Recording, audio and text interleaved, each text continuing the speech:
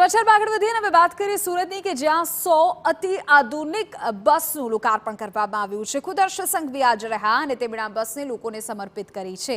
આપને કહી દઈએ કે વાહન વ્યવહાર પ્રધાન હર્ષ સંઘવીએ લીલી ઝંડી આપી। વનિતા વિશ્રામ ગ્રાઉન્ડ ખાતે એક કાર્યક્રમ યોજાયો હતો જેમાં હર્ષ સંઘવીએ કહ્યું કે 13 મહિનામાં 1620 નવી એસટી બસ સેવામાં મુકાય છે। એસટીમાં પ્રવાસ કરનાર યાત્રીઓની સંખ્યામાં વધારો થયાનો પણ તેમણે દાવો કર્યો।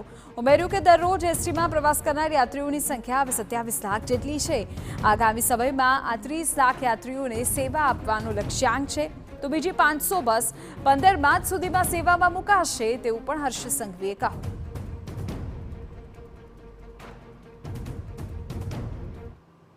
સરકાર દ્વારા गुजरात नहीं परंतु देशना इतिहास में पहली वार आવું થયું હશે કે માત્ર 13-14 મહિનાની વચ્ચે 1620 નવી બસો રાજ્યના નાગરિકો માટે ખુલ્લી મૂકવામાં આવે।